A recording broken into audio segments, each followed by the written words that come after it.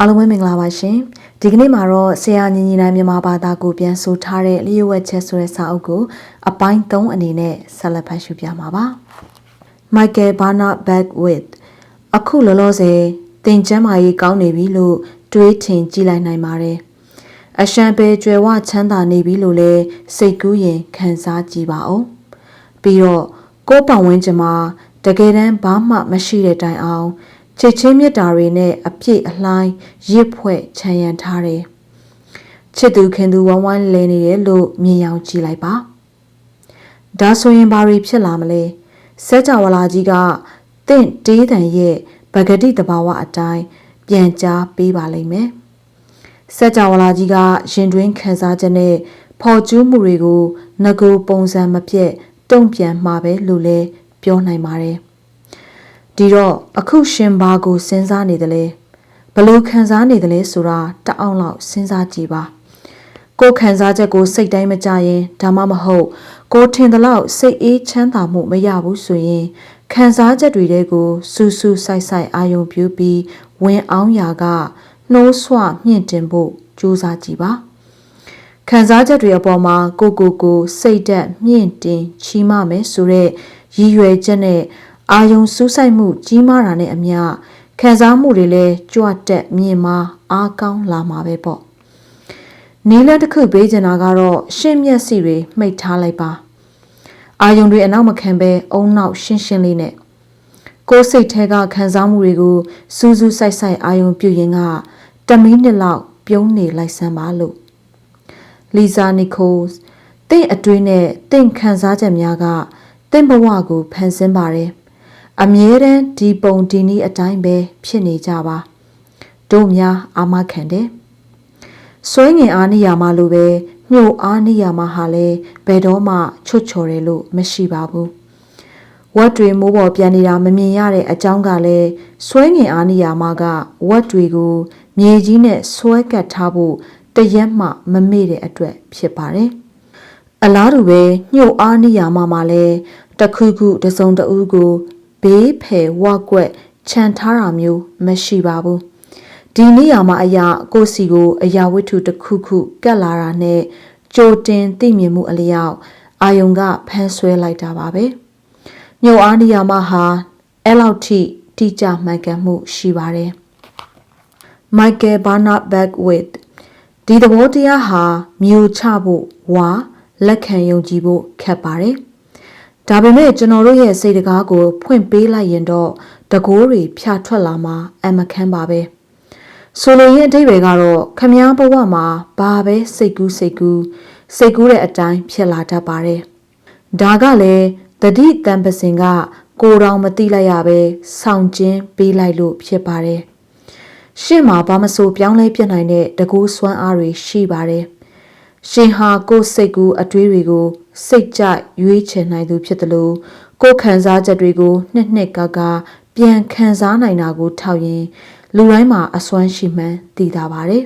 ။ Winston Churchill ဗြိတိရှဝန်ကြီးချုပ်ဟောင်းတင်သွားရာခရီးတစ်လျှောက်မှာတင်ပိုင်တဲ့စัจ java လာတစ်ခုကိုတင်ဖန်တီးသွားတာပါ။ဒေါက်တာဂျိုးဗိုက်တယ်စိတ်ကြည်လင်အေးချမ်းဖို့တကယ်ပဲအရေးကြီးပါတယ်။ဒါမှလည်းစัจ java လာကြီးရဲ့ကိုကောင်းတဲ့အချက်ပြသင်္ကေတတွေလွှင့်ထုတ်ပေးရာကပို့ပြီးကောင်းတာတွေကိုညှို့ဆွဲပြီးကိုယ်စီကိုပြန်ပို့ပေးမှာပါကိုယ်စိတ်တွေချမ်းမြေ့သာယာမှုပိုရတာနဲ့အမျှကိုယ်စိတ်ချမ်းသာမှုထပ်ပေးမဲ့အရာတွေကိုညှို့ဆွဲနိုင်ပါလိမ့်မယ်ဒီလိုနဲ့တင့်ကိုတဆင့်ထက်တဆင့်မြင့်တဲ့မြင့်တဲ့အခြေအနေတွေကိုဖန်တီးပေးမှာပါပဲ Bob Proctor တင်စိတ်ဓာတ်ကျနေတဲ့အခါမှာချက်ချင်းအာယုံပြောင်းပြစ်လို့ရတယ်ဆိုတာသိပါသလားလှပတဲ့ဒေးဂီတာတစ်ပိုက်နားထောင်ခြင်းဒါမှမဟုတ်ကိုယ်တိုင်တချင်းကြီးလိုက်ခြင်းအပြင်အာယုံကိုပြောင်းသွားပါလိမ့်မယ်ဒီအပြင်စိတ်ချမ်းသာစရာတစ်ခုခုကိုစဉ်းစားလိုက်လို့လည်းရပါတယ်ကိုအမှန်တကယ်ချစ်တဲ့သူတယောက်ဝါခလေးတယောက်အကြောင်းကိုတွေးနေလိုက်တာလဲကောင်းပါတယ်ဒီအတွေးစဉ်တွေအမြင့်တန်းနေခြင်းအပြင်ကျန်တာတွေမေ့အောင်တားဆီးပိတ်ဆို့ထားလိုက်ပါလိမ့်မယ်ဒီလိုနဲ့စိတ်ချမ်းသာမှုစတင်ရလာမှာသိကြပါတယ် ကိုတိတ်တဆိတ်အသုံးချနိုင်မဲ့လျှို့ဝှက်လမ်းလွှဲတချို့ကိုစည်ရင်းလုပ်ထားပါအဲ့ဒီလျှို့ဝှက်လမ်းလွှဲတွေကရှင့်ခံစားမှုတွေကိုမျက်စိတမိတ်လျှက်တစ်ပြက်အတွင်းပြောင်းလဲပေးပါလိမ့်မယ်အဲ့ဒီလမ်းလွှဲတွေဟာလှပတဲ့အမှတ်တရဖြစ်ရတွေအနာဂတ်မျှော်မှန်းချက်တွေကိုချစ်ခင်မျက်နှိုးသူတွေနဲ့ကိုအကြိုက်ဆုံးတေးဂီတသချင်းသံတွေဖြစ်နိုင်ပါတယ်တကယ်လို့ကိုယ်စိတ်တွေနောက်ကျညှဉ်းနှွမ်းနေမယ်စိတ်ဆိုးနေမယ်စိတ်မချမ်းသာဘူးဆိုရင်အဲ့ဒီလျှို့ဝှက်လမ်းလွှဲတွေကိုပြန်တွေးပြီးတစ်ခုခုအပေါ်မှာအာယုံပြုထားလိုက်ပါအခြေအနေအချိန်ကာလကွဲပြားတဲ့အလျောက်အာယုံခံကိစ္စတွေလည်းခြားနာသွားတတ်တာမို့တစ်ခုနဲ့အလုံးမဖြစ်ရင်နောက်တစ်မျိုးပြောင်းဖို့တော့လိုပါလိမ့်မယ်ဘာပဲဖြစ်ဖြစ်ကိုယ်ခံစားချက်နဲ့ frequency လှိုင်းတွေကိုပြောင်းလဲပြဖို့အာယုံပြောင်းဖို့ဆိုတာ1မိနစ်2မိနစ်ကလေးပဲကြာမှာပါချစ်ချင်းမြတ်တာညီမျှခြင်းစွမ်းအားအကြီးဆုံးဇောစိတ် James Ray ဒသနိကပညာရှင်ကတိကစာရေးဆရာစိတ်နှလုံးချမ်းမြေ့ကြည်နူးမှုရဲ့အခြေခံသဘောကိုအိမ်မွေးတရိษံလေးတွေနဲ့ပမာတင်စားရမှာပါပဲတရိษံငယ်လေးတွေဟာတင့်ကိုကြီးမားတဲ့မေတ္တာဇောတွေတက်ကြွပွားများလာစေပါတယ်တင်တရိษံလေးတွေကိုမေတ္တာထားခြင်းအပြင်မေတ္တာစိတ်တွေကတင်ဘဝကိုကောင်းကျိုးချမ်းသာတွေတည်ဆောင်ပေးလာပါလိမ့်မယ်အဲ့ဒါဘဝလက်ဆောင်ပဲပေါ့တွေးခေါ်မျှော်မြင်မှုနဲ့ချစ်ချင်းမေတ္တာတို့ပေါင်းဆက်လိုက်တာဟာညှို့အားနိယမရဲ့မငင်းတာတဲ့စွမ်းအားကိုပုံဖော်လိုက်တာပါပဲဒီစัจ java လာဒီကမ္ဘာလောကမှာချစ်ချင်းမေတ္တာထက်အစွမ်းတန်ဖို့ကြီးမားထက်မြက်တဲ့အရာမရှိပါဘူးမေတ္တာစိတ်ဟာလူတွေထုတ်လွှင့်နိုင်တဲ့အမြင့်မားဆုံး frequency ပါပဲကိုတွေးသမျှအတွေးတွေကိုမေတ္တာနဲ့ထုံမွမ်းထားနိုင်မယ်ဆိုရင်လူတိုင်းနဲ့အရာခတ်သိမ်းအပေါ်မေတ္တာထားပြီးချစ်ခင်နိုင်မယ်ဆိုရင်သင်ဘဝဟာအသွင်ပြောင်းသွားပါလိမ့်မယ်စင်စစ်တော့အတိတ်ကကြီးမြတ်တဲ့မဟာတွေးခေါ်ရှင်ကြီးတချို့ကညှို့အားနိယာမကိုမေတ္တာနိယာမအဖြစ်ဖော်ညွှန်းခဲ့ကြပါတယ်တေချာစဉ်းစားကြည့်ရင်ဘာကြောင့်ဒီလိုညွှန်းတယ်ဆိုတာနားလည်လောက်ပါရဲ့တခြားလူတယောက်နဲ့ပတ်သက်လို့စိမ်းကားတဲ့အတွေးတွေတွေးရင်ဒီအတွေးတွေဟာရောင်ပြန်ဟပ်လာတာတွေးရမှာပါပဲရှင့်အနေနဲ့လူတစ်ဖက်သားကိုအတွေးတွေနဲ့ဒုက္ခပေးနိုင်မှာမဟုတ်ဘဲရှင့်ကိုရှင်သာဒုက္ခပေးရရောက်နေပါလိမ့်မယ်မေတ္တာသက်ဝင်တဲ့အတွေးတွေပေါ်လာရင်လဲမေတ္တာအကျိုးအာနိသင်ကိုဘယ်သူခံစားရမှာလဲရှင်ပဲပေါ့ဒီတော့မေတ္တာတွေကြိုတင်ဖြန့်ကျက်ထားမယ်ဆိုရင်ညှို့အားနိယာမဝါမေတ္တာနိယာမအရာအမြင့်ဆုံး frequency လှိုင်းတွေအပေါ်ရောက်သွားတာနဲ့အမျှအကောင်းဆုံးစွမ်းအားတွေတုံ့ပြန်မှုရရှိမှာမလွယ်ပါဘူးချစ်ချင်းမေတ္တာတွေကြီးမားသလောက်ကြီးမားတဲ့မေတ္တာတွေဖြန့်ဝေနိုင်သလောက်ကိုယ်မှလည်းတကူစွမ်းအားတွေပိုကြီးမြင့်လာမှာအေကံပါပဲ Charles Haanel အခြေခံမူကအတွေးဆိုတာသူ့ရည်ရွယ်ချက်အလျောက်ထက်မြက်ပြင်းထန်တဲ့စွမ်းအားတွေအပြန်လှန်ဆက်သွယ်မှုရှိတယ်လို့ဆိုပါတယ်။ဒါကြောင့်လေလူဘဝမှာစန့်ကျင်ဘက်တွေကိုကြီးစိုးနိုင်တာဟာညှို့အားနိယာမသာဖြစ်ပြီးသူ့ရဲ့နောက်ထပ်အမည်တစ်ခုကတော့ချစ်ချင်းမေတ္တာပါပဲ။မေတ္တာတရားဟာဒသနစနစ်မှန်သမျှဘာသာရေးတိုင်းနဲ့သိပ္ပံပညာအားလုံးရဲ့အရင်းခံအခြေအမြစ်အကျဆုံးသဘောတရားပဲဖြစ်ပါတယ်။မေတ္တာနိယာမကင်းကွာလို့ဘယ်အရာမှမရပါဘူး။အတွေးတွေကိုခွန်အားမျှပေးတာခံစားမှုပါခံစားမှုဟာပြင်းပြတဲ့ဆန္ဒဖြစ်တယ်လို့ပြင်းပြတဲ့ဆန္ဒဆိုတာလေချစ်ချင်းမေတ္တာပဲဖြစ်ပါတယ်အတွေးဟာချစ်ချင်းမေတ္တာနဲ့တတိတဲပြီးချိုးနှိမ်လို့မရအောင်ရင့်မာလာတာပဲပေါ့မာစီရှင်းမော့ဖ်တင်သဘောပေါက်နားလေလိုက်တာနဲ့တပြိုင်နက်အတွေးတွေနဲ့ခံစားချက်တွေကိုအမှန်အကန်ကြီးစိုးပြီးသွားဖြစ်သွားရာကတကယ်ဖြစ်အောင်ဖန်တီးနိုင်စွမ်းရှိမှုကိုမြင်လာတော့တာပါပဲဒီနေရာမှာတင့်ရဲ့လွတ်မြောက်မှုကိုတွေ့ရသလိုတင့်ရဲ့တကူစွမ်းအင်အားလုံးရှိတဲ့နေရာအဖြစ်လဲသိဖို့လိုပါတယ်မာစီရှီမော့ဖ်ကမဟာပညာကျော်ကြီးအယ်ဘတ်အိုင်စတိုင်းရဲ့အမခန်းစကားတစ်ခွန်းကိုလည်းဝေငှပေးလိုက်ပါသေးတယ်ဘယ်လူသားမဆိုကိုပြန်မေးတဲ့အရေးအကြီးဆုံးမေးခွန်းကတော့ဒီစัจ java လာကြီးဟာ တကယ်ပဲချစ်ခင်နှစ်သက်စရာကောင်းရဲ့လားလို့ပါပဲညိုအားနေရာမကိုနားလည်ရင်အဖြေပေးစရာတစ်ခုတည်းရှိပါတယ်ဟုတ်ကဲ့ဒီစัจ java လာလောကကြီးဟာအတော့ကိုချစ်ခင်နှစ်သက်ဖို့ကောင်းပါတယ်ဆိုတာပေါ့ဘာကြောင့်လဲအဲ့ဒီလိုဖြေလိုက်ရမှညိုအားနေရာမအရာတွေ့ကြုံရမှာဖြစ်လို့ပါပဲAlbert Einstein ကလည်းဒီလိုစွမ်းအားမြင့်မားတဲ့မိကွန်းကိုထုတ်ခဲ့တာဟာသူကိုယ်တိုင်ကလျှို့ဝှက်ချက်ကိုသိခဲ့လို့ပဲဖြစ်ပါတယ်။သူကဒီမိကွန်းမေးလိုက်ခြင်းအပြင်ကျမတို့ကိုတွေးတတ်ဖို့တိုက်တွန်းအားပေးလိုက်တယ်လို့ရွေးချယ်ခွင့်လဲဖန်တီးလိုက်တာပါ။သူကမိကွန်းထုတ်ပြီးကျမတို့ကိုကြီးကျယ်တဲ့မဟာအခွင့်အလမ်းကြီးတစ်ရပ်ပေးအပ်လိုက်တာလို့လဲဆိုရမှာပါပဲ။အိုင်းစတိုင်းရဲ့ရည်ရွယ်ချက်ကိုထဲထဲဝင်ဝင်လေးလေးနက်နက်သဘောပေါက်သိမြင်မယ်ဆိုရင်ကျမတို့ဟာအခုလိုအခိုင်အမာဟစ်ကြွေးနိုင်ပါတယ်။အိုးဒီစัจ java လာလောကကြီးဟာအမခန်းကြီးကျယ်ခမ်းနားလှကြီးလား။ငါကိုကောင်းတာမှန်တာတွေအားလုံးဆောင်ယူပေးတာပဲ။ဒီစัจ java လာကြီးဟာငါအတွက်အားလုံးကိုတူဝှက်သိမ်းဆဲပေးထားတာပဲ။ဒီစัจ java လာကြီးဟာငါလွတ်သမျှအရာရာကိုထောက်ခံအားပေးနေတယ်။ဒီစัจ java လာကြီးဟာငါလိုအပ်တာအားလုံးကိုချက်ချင်းဖြည့်ဆည်းပေးတာပဲ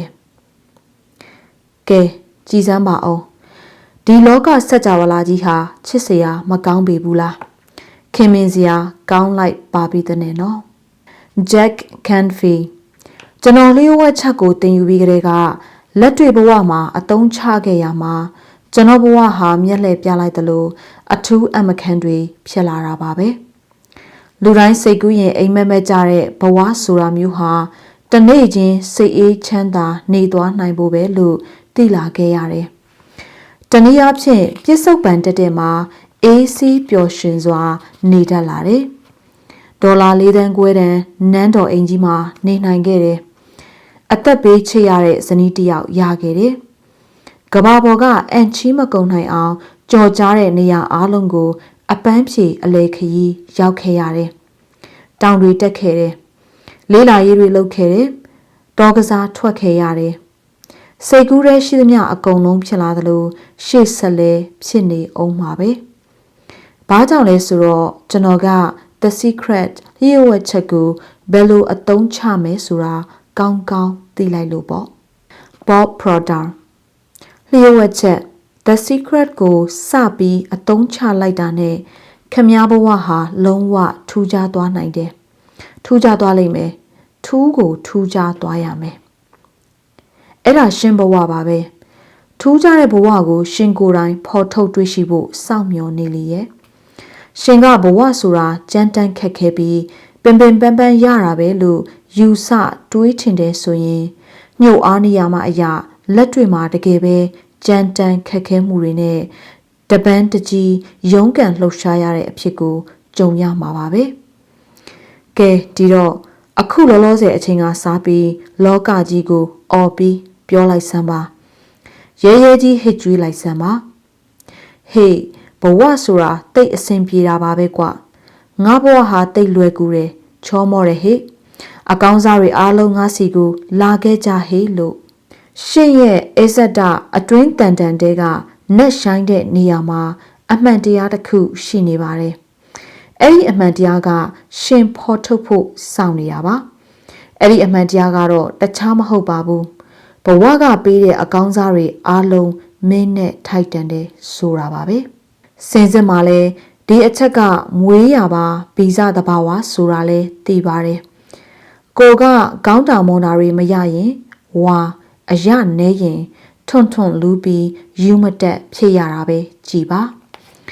ဒါရတဲ့ရလိုက်တာမရလို့မကြည်မနှက်ခံစားရတာမဟုတ်လား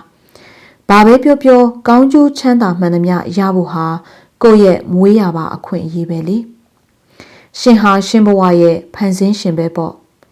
ပြီးတော့ညှို့အားနေရမှာဆိုတာလေရှင်ဘဝမှာလိုချင်တာအလုံးကိုဖန်ဆင်းယူနိုင်တဲ့အမခန်းအစွမ်းထက်တဲ့လက်နဲ့ကိရိယာပါပဲဘဝရဲ့ဂမ်မီယာစွမ်းအင်တကိုးသိဋ္ဌိတွေကိုဖိတ်ခေါ်ကြိုးဆိုရင်းနဲ့ရှင့်ရဲ့အမခန်းအောင်မြင်မှုတွေကိုလက်ကမ်းညှို့ငင်လိုက်ပါတော့လျှို့ဝှက်ချက်မှတ်စု ညို့ဆွဲအားနေရမှသည်တဘာဝနေရမှတစ်ခုသာဖြစ်သည်ကဘာမြေကြီး၏ဆွဲငင်အားကဲ့သို့ပင်ဘယ်သူကိုမှမျက်နှာမလိုက်ခိုင်မာထက်သန်သောအတွေးများမရှိပါကဘဝ၌ဘာမှဖြစ်လာမည်မဟုတ်မိမိဘာတွေးနေမှန်းသိဖို့မိမိဘလို့ခံစားနေရသလဲပြန်မေးပါဇောစိတ်အာယုံလှိုင်းများသည်မိမိတွေးနေသောအရာများကိုတမဟုတ်ချင်းဖွင့်ဆိုဖော်ပြသောအဖိုးတန်လက်နက်ကရိယာများဖြစ်၏စိတ်လက်ညစ်ညူးနေချိန်မှာအတွေးကောင်းများမဝင်နိုင်ပါအတွေးများက frequency လှိုင်းများကိုဖြစ်စေသည် frequency လှိုင်းများ၏အခြေအနေကိုခံစားမှုများအရာအမြန်အထက်သိရသည်မိမိစိတ်ညစ်နေလျင်အဆိုးတွေကိုသာဆွဲဆောင်ခေါ်ယူမိ frequency လှိုင်းပေါ်ရောက်နေသည်ဟုဆိုရမည်စိတ်ချမ်းသာနေပါမူအကောင်းများကိုတကိုးစွမ်းအားအပြည့်ဖြင့်ဆွဲယူနိုင်သည်မိမိဘဝမှဝမ်းသာစရာအမှတ်တရဖြစ်ရမည်တဘာဝပတ်ဝန်းကျင်အသေးဆွဲတေးဂီတာများဖြင့်ခံစားချက်ကိုအာယုံလွှဲပေးနိုင်သလို frequency လိုင်းများကိုလည်းချက်ချင်းရွှေ့ပြောင်းပေးနိုင်၏မေတ္တာတရား၏ခံစားချက်သည်သင်ထုတ်လွှင့်နိုင်သောအမြင့်ဆုံး frequency လိုင်းဖြစ်၏မေတ္တာတရားကြီးမားလာလေမေတ္တာပွားစည်းလေမိမိ၌တကူစွမ်းအားများတက်လေလျှို့ဝှက်ချက်ကိုအသုံးချနေတပ္ပညုတရွှေညံတော်ဖျားသခင်များနဲ့တပည့်တာဝကများတမန်တော်များမဟာပညာကျော်ဒုက္ခမိန်ဆရာကြီးများကဖန်ဆင်းမှုတွေကိုအံ့ချီးဖွယ်ရာပုံစံအမျိုးမျိုးနဲ့ပြသပြီးပညာပေးခဲ့ကြတာပဲမဟုတ်လားတချို့ဒုက္ခမိန်ပညာကျော်ကြီးများကလည်းစัจ java လာလောကကြီးရဲ့အလုတ်လုတ်ပုံတွေကိုတရုပ်ပြတဲ့ဇလန်းပုံပြင်တွေဖန်တီးခဲ့ကြတယ်သူတို့ဇလန်းပုံပြင်တွေထဲမှာပညာပေးမှုတွေထည့်သွင်းပြီးခေတ်အဆက်ဆက်လက်ဆင့်ကမ်းခဲ့ရာကဒဏ္ဍာရီတွေဖြစ်လာခဲ့ရပြန်တယ်ဒီနေ့လူတော်တော်များများကဒီဒဏ္ဍာရီတွေရဲ့အနှစ်သာရဟာဘဝရဲ့သစ္စာတရားတွေပဲဆိုတာနားမလည်ကြပါဘူးဘာပဲပြောပြောရှင်ဟာဖန်တီးရှင်တူပေါ့ညှို့အားနေအောင်မကိုအသုံးပြုပြီးဖန်ဆင်းဖို့ဆိုတာလဲလွယ်လေးပဲဟာ James Ray တဒေါင်းတညပုံမြင်တဲ့ကအာလာဒင်နဲ့စင်မီခွက်အကြောင်းကိုစဉ်းစားကြည့်မယ်ဆိုရင်အာလာဒင်ကစင်မီခွက်ကိုကိုင်းပြီးဖုံတွေကိုပုတ်လိုက်တာနဲ့မိခွက်ဆောင်ပြီးလူကြီးထွက်လာပါလေရောမိခွက်ဆောင်ပြီးလူကြီးကအပြင်ထွက်လာတိုင်းတခွန်းတဲသောစကားကိုပြောတယ်အရှင်ဆန္ဒဟာအကျွန့်အတွက်အမိန့်ပါတဲ့တနည်းဆိုအလိုရှိရာမိန့်တော်မူပါအရှင်နောက်တနည်းအရှင်အမိန့်ကိုဖြည့်ဆည်းရန်အသင့်ပါတဲ့ပေါ့အခုနောက်ပိုင်းတော့အဲ့ဒီပုံပြင်ထဲမှာလိုတဲ့စု3စုတောင်းဖို့ပါလာပါပြီဒါပေမဲ့ပုံပြင်ရဲ့ငကိုမူလကိုခြေရာကောက်မယ်ဆိုရင်လူရာဆန္ဒတွေဘလောက်များလို့ဘာတွေပဲဖြစ်ဖြစ်လုံးဝအကန့်အသတ်မရှိတာတွေ့ရပါလိမ့်မယ်အဲ့ဒီတစ်ချက်သေးကိုပဲစဉ်းစားကြည့်ပါကဲဒီတာရကတင်စားချက်ကိုလက်ဆွဲပြုပြီးသင်ဘဝမှာလက်တွေ့အသုံးချပါအာလာဒင်ဟာသူလိုချင်တာတွေအမြဲတမ်းတောင်းလို့ရတာကိုမမေ့ပါနဲ့ပြီးတော့သင်မှာဒီလောကစัจ java လာကြီးလောက်ကြီးတဲ့ဘီလူကြီးရှိနေတာပဲဟုတ်တယ်သင်ကအာလာဒင်ဆိုရင်ဘီလူကြီးကဟောဒီအနန္တစัจ java လာကြီးပေါ့ရှေးရိုးရာအရာတော့အမျိုးမျိုးခေါ်ကြတာပေါ့တမတေဝါကိုဆောင်နဲ့သူတော်စင်သူတော်ကောင်းအထက်ပုံကိုစသည်ဖြင့်ဘလို့ပဲတစိတ်ကပ်ခေါ်ကိုအကျိုးကိုအကောင်းဆုံးထမ်းဆောင်ပေးသူကိုရွေးချယ်ကြတာပါပဲဒါပေမဲ့ရိုးရာတိုင်းကအဲ့ဒီထက်ပိုပြီးတန်ဖိုးကြီးမားတဲ့အတီကိုပေးပါတယ်ဘီလူကြီးပြောနေကြစကားတခုရှိတယ်လေအလိုရှိရာမိန်တော်မူပါအရှင်အရှင်အမိန်ကိုဖြည့်ဆည်းရန်အသင့်ပါဒီအံ့ဘွယ်စမ်းကြယ်ပုံမြင်ကရှင်ဖန်ဆင်းထားတဲ့အရာတွေရှိတဲ့ရှင်ဘဝတစ်ခုလုံးရဲ့ပြရုပ်လို့ဆိုနိုင်ပါတယ်မိခွက်ဆောင်ပြီးလူကြီးကရှင်အမိန့်ပေးခိုင်းစေသမျှကိုတတဝေမတိန်လိုက်နာလှုပ်ဆောင်ပေးတာပါပဲဘီလူကြီးဟာစင်စစ်တော့ညှို့အားနေရမှာပဲဖြစ်ပြီးပြစ္ဆုတ်ပန်တဲ့မှာအမြဲရှိသလိုရှင်တွေးတာပြောတာလှုပ်တာတွေအကုန်လုံးကိုအစဉ်သဖြင့်နာခံဖြည့်ဆည်းပေးနေကြပါပဲ ရှင်အလိုကြသူလိုက်နာဆောင်ရွက်ပေးတယ်ဆိုပါတော့ရှင်တွေးတာမှန်သမျှရှင်လိုချင်တာတွေပဲလို့ဘီလူကြီးကအတီးပြုပါတယ်ရှင်ပြောတဲ့ကိစ္စတွေဟာလည်းရှင်အလိုရှိတာပဲဖြစ်ပါတယ်ရှင်လို့သမျှတွေလည်းရှင်လှုပ်ချင်လို့လှုပ်တာပဲမဟုတ်လားရှင်ဟာဒီလောကကြီးရဲ့အရှင်သခင်ဖြစ်ပြီးလောကဘီလူကြီးကတော့ရှင်ကိုအကျိုးဆောင်အမှုထမ်းဖို့လိုတဖြည့်ဖို့အသင့်ရှိနေတာပါဒီဘီလူကြီးကရှင်အမိန့်တွေကိုဘယ်တော့မှစောတကမတက်ပါဘူးရှင်တွေးလိုက်တာနဲ့ဘီလူကြီးကရှင်လိုအင်ဆန္ဒကိုဖြည့်ဆည်းပေးဖို့အတွက်လူတွေပတ်ဝန်းကျင်တွေနဲ့ဖြစ်ရက်တွေကတဆင့်စัจ java လာလောကကြီးကိုချက်ချင်းတက်လှန့်လှုံ့ဆော်ပြီးတွန်းအားပေးလိုက်တော့တာပါပဲဖန်ဆင်းနိုင်စွမ်းဖြစ်စဉ်ဖန်ဆင်းနိုင်စွမ်းဖြစ်စဉ်ဝါဖန်ဆင်းမှုရဲ့လုံနီးလုံဟန်တွေကိုလျှို့ဝှက်ချက် The Secret မှာသုံးပါတယ်အဲ့ဒီ The Secret ကတော့ဓမ္မသစ်ကျမ်းကထုတ်နှုတ်ထားသလိုအဆင့်3ဆင့်တည်းနဲ့ကိုလိုရာကိုဖန်ဆင်းနိုင်ပြီးလွယ်ကူတဲ့လမ်းညွှန်ချက်တစ်ခုပါပဲအဆင့်1တောင်းပါလီဇာနီကိုစ်ပထမအဆင့်ကတောင်းပါတဲ့စัจ java လာလောကကြီးကိုအမိန့်ပေးပါလောကကြီးကိုဘာလိုချင်လဲဆိုတာအသိပေးပါလောကကြီးကတင့်အတွေးတွေကိုအကြောင်းပြန်ပါလိမ့်မယ် Bob Proctor သင်အမှန်တကယ်လိုချင်တာဘာလဲထိုင်စဉ်းစားပြီးစာရွက်တစ်ရွက်ပေါ်မှာရေးချလိုက်ပါပြစ္ဆုတ်ပံကာလနဲ့ရေးပါစာပိုက်ကိုကျွန်တော်အခုသိပ်ပြောနေတယ်လက်ရှိဘဝလူဖြစ်လာရတာကိုလည်းကျေးဇူးအထူးတင်ပါတယ်ဆိုတဲ့စကားနဲ့စဖွင့်ပြီးတော့မှသင်ဘဝကိုဘယ်လိုဖြစ်စေခြင်းလဲဆိုတာတောင်းစိတ်အောင်ရေးချလိုက်ပါကိုဘာလိုခြင်းလဲဆိုတာရွေးရပါလိမ့်မယ်ဒါပေမဲ့အဲ့ဒီလိုအင်ဆန္ဒဟာရှင်းလင်းပြတ်သားဖို့လိုပါတယ်ဒါကတော့ရှင်းတာဝန်ပါပဲရှင်းဘက်ကမပြတ်သားရင်တော့ညှို့အားနေရမှာကရှင်းတကယ်လိုချင်တာကိုတည်ဆောင်ပေးနိုင်မှာမဟုတ်ပါဘူးတကယ်လို့ရှင်းစီကရှုပ်ရှက်ရောထွေးနေတဲ့ frequency တွေပို့ပေးမယ်ဆိုရင်ရှုပ်ရှက်ရောထွေးနေတဲ့ရလဒ်တွေကိုပဲဆွဲဆောင်နိုင်ပါလိမ့်မယ်ရှင်ဘဝမှာပထမဆုံးအကြိမ်ဖြစ်ကောင်းဖြစ်နိုင်တဲ့ရှင်တကယ်တမ်းဘာလိုချင်လဲဆိုတာထုတ်ဖော်စမ်းစစ်ကြည့်ပါဒါဆိုရင်ရှင်ပါမဆိုရနိုင်တာဖြစ်နိုင်တာဒါမှမဟုတ်လုံနိုင်တာတွေကိုသိလာပြီးအဲ့ဓာတွေဟာလည်းအကန့်အသတ်အတိုင်းအဆမရှိတာတွေ့ရပါလိမ့်မယ်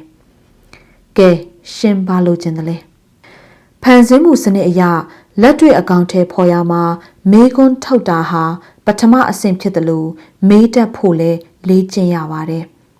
ကိုမှရွေးစရာကြုံလာမယ်ဒါပေမဲ့ဘယ်လမ်းကိုသွားရမှန်းမသိဘူးမေးရမှာပေါ့ရှင်ဘဝမှာဘယ်ကိစ္စမဆိုဘေးချက်နန်းချက်မတွေ့ပဲချောချောမောမောဖြစ်ဖို့ဆိုရင်တော့မေးလိုက်ရုံပါပဲဒေါက်တာဂျိုးဗိုက်ဒယ်ဒါဟာတကယ်ကိုပြောစရာကောင်းပါတယ်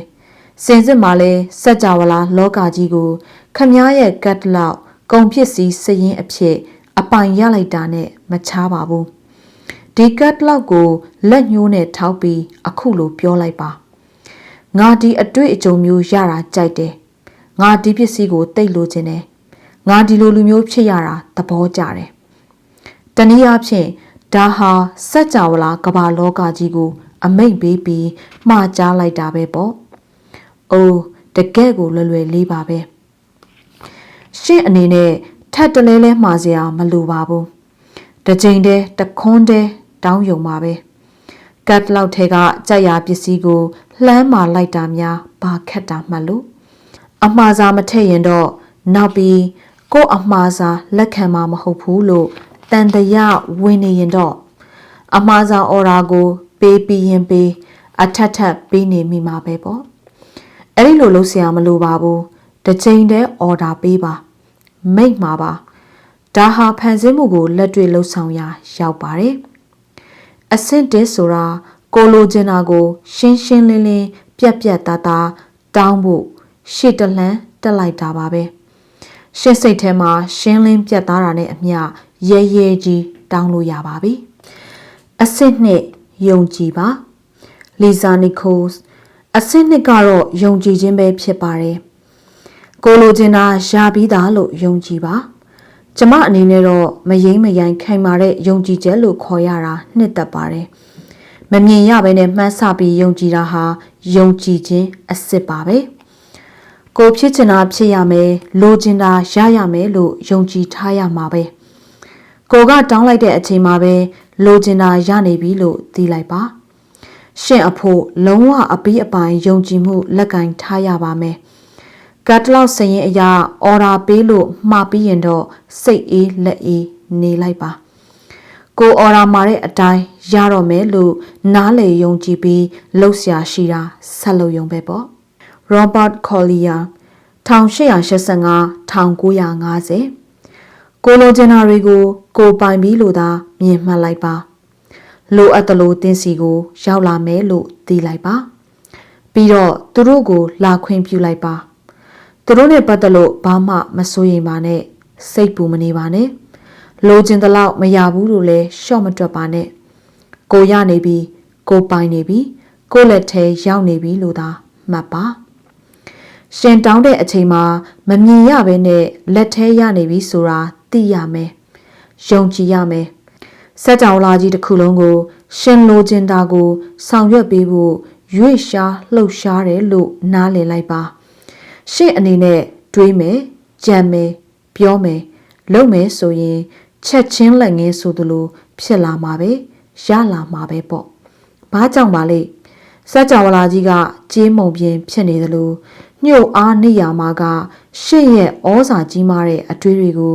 မှန်ကြည့်ပြီးရောင်ပြန်ဟပ်ပေးခဲ့တာကြောင့်ဖြစ်ပါတယ်ညှို့အားနေရမှာကရှင့်ရဲ့အားကောင်းတဲ့အတွေးတွေကိုရုပ်လုံးဖော်ပြီးပြန်ပို့ခဲ့တာလို့လည်းဆိုနိုင်ပါတယ်ဒီတော့ရှင်လိုချင်တာတွေလက်ခံရယူလိုက်တဲ့ပုံကိုရှင်ကိုယ်တိုင်ပြန်မြင်တာကိုသိအောင်မလုပ်နိုင်ဘူးလားတကယ်လို့ရှင်အတွေးတွေထဲမှာလိုချင်တာမရသေးဘူးလို့အာယုံပြုတ်မိရင်လည်းမရသေးတဲ့အဖြစ်ကိုပဲဆက်တွေးနေမိမှသိကြတယ်ဒါကြောင့်ကိုယ့်လက်ထဲပိုင်ပိုင်နိုင်နိုင်ရနေပြီလို့သာယုံကြည်လိုက်ပါတကယ်ကိုရနေပြီလို့ယုံကြည်ရမယ်ရနေပြီဆိုတဲ့ပုံရိပ်တွေကိုကိုယ်အနာဂတ်ဘဝအဖြစ်မြင်ရောက်ပြီးကြည်နူးနေတဲ့ခံစားချက် frequency တွေကိုထုတ်လွှင့်ပေးရပါလိမ့်မယ်ဒီလိုလုပ်ခြင်းအပြင်ညှို့အားနေရမှာဟာပတ်ဝန်းကျင်လူတွေနဲ့ဖြစ်ရက်တွေအားလုံးအပေါ်မှာစွမ်းအားအပြည့်နဲ့ကြီးစိုးလွှမ်းမိုးသွားရာကရှင်လိုရာရောက်အောင်ဆောင်ကျဉ်ပေးပါလိမ့်မယ်ဆိုပါတော့အပန်းဖြေခရီးတစ်ခုမှာစရင်သွင်းလိုက်တယ်အသစ်ဆက်ဆက်ကားတစ်စီးမှာလိုက်မယ်ဒါမှမဟုတ်အင်ကြီးတစ်လုံးဝယ်လိုက်ပြီးဒါတွေအလုံးရှင့်ပစ္စည်းတွေဖြစ်သွားပြီလို့သိလိုက်ရမယ်တစ်ချိန်တည်းမှာတော့အခြားအပန်းဖြေခရီးကိုကြိုတင်ပုတ်ကင်မလုပ်နိုင်သလိုနောက်ထပ်ကားတွေအိမ်တွေလည်းဝယ်လို့ရမှာမဟုတ်ပါဘူးအဲ့ထီစုကြီးပေါက်ဖို့ဒါမှမဟုတ်အမွေတွေတလေကြီးရလိုက်ပြီဆိုလိုကတော့လက်စုပ်လက်ကင်မရခင်ကတည်းကကို့ငွေတွေဆိုတာသိနေတာပဲမဟုတ်လားဒါကပဲကို့ဥစ္စာလို့ယုံကြည်မှုအရာပီတိခံစားရတာဖြစ်ပါတယ်ကိုဖြစ်ချင်တာဖြစ်ပြီးကိုလိုချင်တာရပြီလို့ယုံကြည်ရင်လေဒီအတိုင်းပဲအရသာခံရတာပါပဲ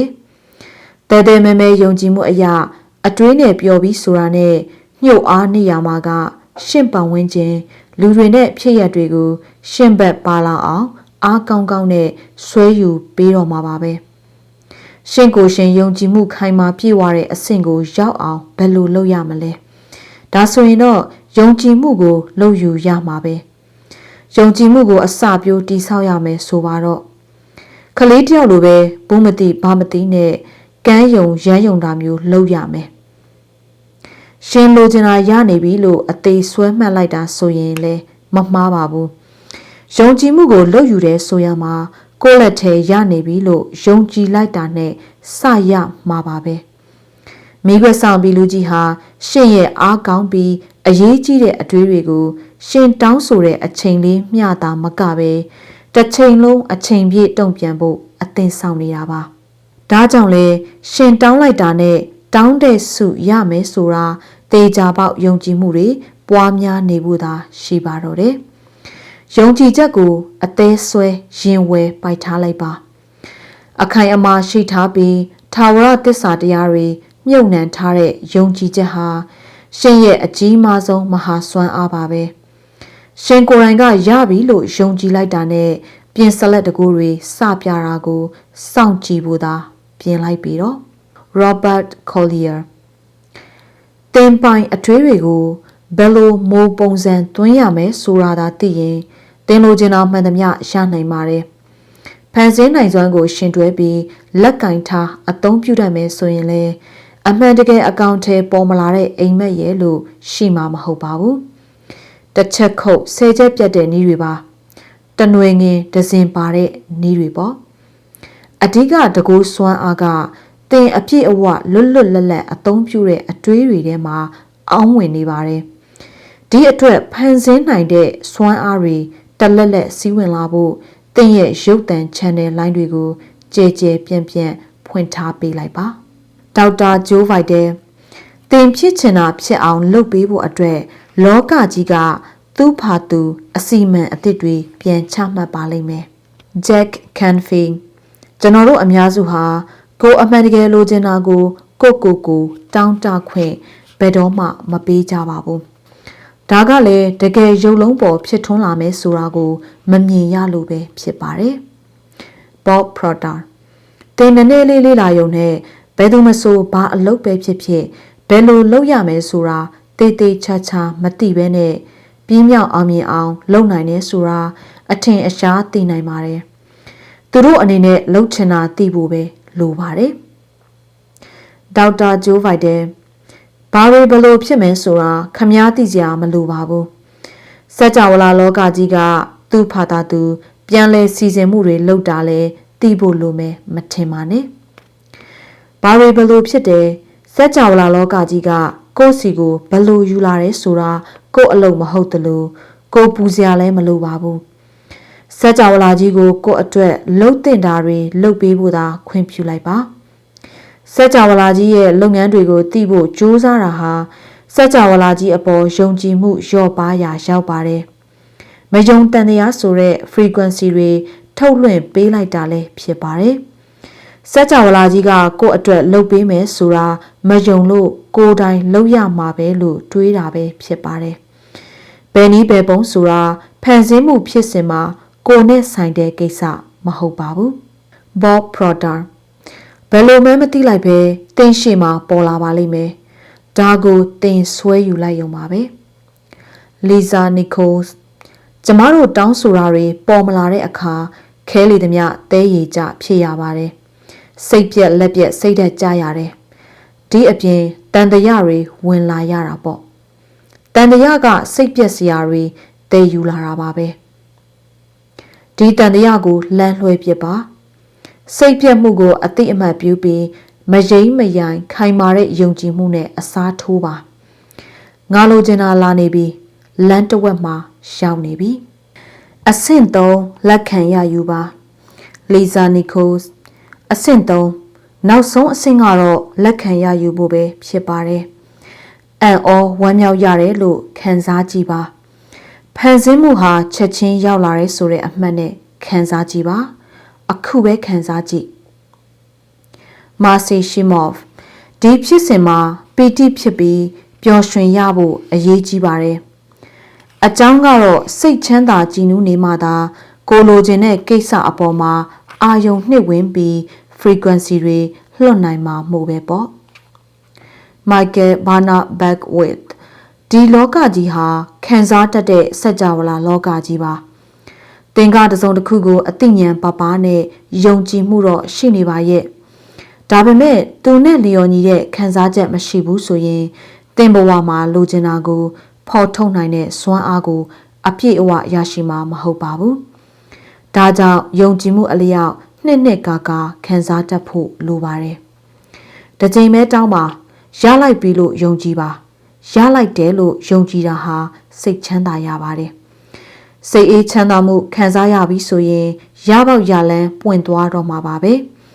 ရမယ်ဆိုတဲ့ frequency line အပေါ်ရောက်သွားပါပြီကောင်းတာတွေကိုအားလုံးရောက်လာမဲ့ frequency လမ်းကြောင်းအပေါ်ကနေကိုတောင်းတာတွေကိုရယူလက်ခံဖို့ပဲရှိပါတော့တယ်ကိုလက်မခံခြင်းဒါတော့ဘယ်သူတောင်းပါမလဲဒါကြောင့်ကိုစိတ်ချမ်းသာမဲ့ frequency ပေါ်တက်ပြီးတောင်းရင်တောင်းတာတွေကိုရမှာအမှန်ပါပဲ ဒီလိုကောင်းရာကောင်းကြောင်းဖြစ်မဲ့ frequency ပေါ်ရောက်ဖို့အမြန်ဆုံးနည်းကတော့အခုလိုပြောဖို့ပဲလိုပါတယ်ငါအခုလက်ခံဖို့အသင့်ဖြစ်နေပြီငါဘဝမှာကောင်းတာတွေအားလုံးယာယူလက်ခံမယ်ငါအခုငါဆန္ဒအလျောက်ရတော့မယ်ငါပြောနေပြီငါလိုချင်တာရလို့စိတ်ချမ်းသာနေပြီကျမနဲ့ရင်းနှီးတဲ့တငယ်ချင်းမာစီကတော့ကျမတွေ့ဘူးသမျှထဲမှာထူးကဲသူတစ်ယောက်ပါသူကအရာရာကိုလက်ခံပြီးစိတ်အေးချမ်းသာမှုခံစားတယ်လေသူတောင်းတတာတွေရရှိမှာကိုမျှော်တွေးပြီးကြည်နူးနေတတ်တယ်ဆိုပါတော့သူကဖြစ်ချင်တာတွေဖြစ်လာအောင်စိတ်ကြည်လင်ချမ်းမြေ့စွာနဲ့စောင့်ကြိုနေတာပဲပေါ့ဒီနေရာမှာသူကဘယ်လိုရမလဲဘယ်တော့ရမလဲဘယ်နေရာမှာရမလဲဆိုတဲ့ပြာပါရထောင်ချောင်းမှာအမိမခံပဲစိတ်ကိုအေးအေးသက်သာလေးထားရကတကယ်ကိုဖြစ်ထွန်းလာတာပဲဆိုရမယ်ဒီတော့ရှင်လဲအခုကလေးကစိတ်ချမ်းသာအောင်နေလိုက်ပါတော့ Bob Proctor စိတ်ကူးရင်မှုတွေကိုအစ်စ်တကယ်ဖြစ်လာအောင်ပြောင်းလဲဖြစ်ရမှာကြီးတဲ့ကြီးမားတဲ့စိတ်ကူးရင်မှုနဲ့တိမ်မြင့်ဆန်အတွေးတွေကိုတိဆောက်ပါဒါဟာဖန်ဆင်းတဲ့နည်းပါပဲမိတ်ဆွေရှင်မတ်သူ21-22ဘာတွေပဲဆုတောင်းအလေးအနက်ယုံကြည်မယ်ဆိုရင်ရလာမှာပဲရှင်မတ်သူ17-24သင်ပါမဆိုလိုလားတောင်းတတဲ့ဆန္ဒရှိမယ်ဆုတောင်းမယ်ရမယ်လို့ယုံကြည်ရင်ရလာမှာမို့ချပါ Bob Dwyer မြို့ဆွဲအာနိယာမကိုလေ့လာသင်ယူပြီးလေးကျင့်တယ်ဆိုတာအခုလောလောဆယ်ရမယ်လို့ယုံမှတ်ခံစားမှုဟာတင့်ကိုအထောက်အကူပြုပါလိမ့်မယ်ကားကိုတရဲဆိုရင်အဲ့ဒီကားကိုအစမ်းတက်မောင်းပြလိုက်ပါလိုချင်တဲ့အိမ်ကိုလည်းစိတ်ကူးနဲ့သွားဝယ်လိုက်ပါအဲ့ဒီအိမ်ထဲမှာနေလိုက်ပါဘာမဆိုလောလောလတ်လတ်ရနေပြီလို့ခံစားတဲ့စိတ်ကိုနှိုးဆွပြီးမောင်းနှင်ပေးဖို့လိုပါတယ်အချိန်ရှိသရွေ့ဆွဲလန်းတောင်းတနေပါရမယ်လို့ကြံရွယ်လှုပ်ဆောင်တာမှန်သမျှဆွဲဆောင်ညှို့ယူမှုနဲ့တကယ်တမ်းရလာမှာသိကြပါတယ်ကိုလက်ထဲအခုပဲရနေပြီလို့မှတ်ယူတဲ့ခံစားတဲ့စိတ်ရှိရင်အစ်စ်တကယ်ရတာနဲ့မချားသလိုသေချာပေါက်ရမှာပဲလို့ယုံကြည်ရင်အမှန်ပဲရပါလိမ့်မယ် Bob Dwyer ခံစားစိတ်ကတင့်ကိုလှုပ်နှိုးပေးရာကလိုချင်တဲ့အရာကလက်တကမ်းမှာရောက်နေပါလိမ့်မယ်အထင်အရှားကြီးကိုဖြစ်နေတာပါတနည်းအားဖြင့်လှမ်းယူနိုင်ဖို့အကြံဉာဏ်တွေကွန်မြူလာမယ်ဆိုပါတော့ဒီအခါမှာတင့်အနေနဲ့ဟန်ကြပြီးဒီနည်းနဲ့တော့ငါလုံနိုင်တာပဲဒါပေမဲ့ကိုဆရာရဲ့အဲ့ဒီလောက်တောင်မလှုပ်ရှားခြင်းဘူးလို့တော့မပြောလိုက်ပါနဲ့ဒါဆိုရင်တော့သင်လန်းလွဲသွားပြီးသားမှတ်လိုက်ပြီးတော့တခါတရံမှာလက်သေးကြီးအာမကိုပဲကိုရိုင်းကညှစ်ပေးရတာမျိုးလဲရှိသပေါ့ဆူတောင်းရုံအပြင်နည်းနည်းအားဆိုင်ပြီးလှုပ်ရှားပေးဖို့လဲလိုတာပေါ့လောကကြီးကသင်လိုရာဆောင်ကျင်းပေးမဲ့လမ်းကြောင်းအပေါ်မှာရောက်နေပြီးသင်ကိုယ်တိုင်ကလည်းတကယ်တမ်းလှုပ်ရှားမှုလုပ်လိုက်မယ်ဆိုရင်ပျော်စရာကောင်းသွားတာတွေ့ရပါလိမ့်မယ်သင်ခံစားမှုတွေပိုအသက်ဝင်လာပါပြီအချိန်ရန်တရားကြီးရက်ဆိုင်သွားပါလိမ့်မယ်အချိန်ရဲ့ကန့်သက်တားဆီးမှုမခံရတော့ပါဘူးတနေ့လုံးလှုပ်ရှားမှုလုံနိုင်ပါတော့မယ်လှုပ်ရှားမှုဆိုတဲ့စကားလုံးကတချို့လူတွေအတွက်အလုံးလို့အတိတ်ပဲကောက်ယူမိစရာရှိပေမဲ့စိတ်ဆောချက်နဲ့လှုပ်ရှားမှုဆိုတာကတော့အလုံးလောက်တာနဲ့မတူပါဘူးစိတ်ဆောချက်အရာလှုပ်ရှားမှုနဲ့လှုပ်ရှားမှုရဲ့အကြားမှာမတူခြားနားချက်ရှိပါတယ်အာယုံစိတ်ဆောချက်အရာလှုပ်ရှားမှုကလက်ခံရယူဖို့အသင့်ပြင်တဲ့အခါမှာပေါ်လာတာပါတကယ်လို့ကိုကမဖြစ်အောင်လုပ်ဖို့ကြိုးစားလှုပ်ရှားရင်တော့နောက်ပြန်လမ်းမဲ့အမားကိုကျူးလွန်မိရာရောက်သွားမှာပါပဲမနှောအာယုံနဲ့စိတ်ဆောချက်နဲ့လှုပ်ရှားတာဟာအင်အားသုံးစရာမလိုပါဘူးလက်ခံရယူဖို့ငက်လင့်နေုံသာရှိတဲ့သဘောမို့ခံစားမှုတွေကလည်းအံ့ဩစရာကောင်းလာပါတယ်စိတ်ကူးကြည့်တဲ့ဘဝဟာရေစီးတန်တဲ့မြစ်လိုပါပဲကိုကတခုခုဖြစ်အောင်ဆွတ်လုတာဟာရေစီးအလျင်ကိုဆန့်ကျင်သလိုခံစားရပါလိမ့်မယ်ရေဆန်ကိုရုန်းကန်ကူးခတ်ရတာနဲ့တူပြီးပင်ပန်းရမှာမလွဲပါဘူးစက်ကြောလာကြီးစီကလက်ခံရရှိဖို့ငန့်လင့်တဲ့အပြုတ်မူကတော့ရေစီးအတိုင်းမျောလိုက်သွားရတာနဲ့တူပါတယ်သူကမပင်မပန်းနဲ့တက်တောင့်တတာရှိလာပါတယ်ဒါကိုပဲစိတ်ဆုံမှုအရာလှုပ်ရှားတာလို့ခေါ်ပြီး စัจ java လာစီးကြောင်းနဲ့ဘဝရည်စီးတသားတည်းကျသွားတဲ့အဖြစ်လို့ဆိုချင်ပါတယ်ဒီလိုနဲ့တခါတလေဆိုရင်ကိုလိုရာပန်းတိုင်ကိုလှမ်းကန်ရရှိပြီးတဲ့တိုင်အောင်လှုပ်ရှားမှုကိုသုံးလို့သုံးမှန်တတိထားမိမှာမဟုတ်ပါဘူး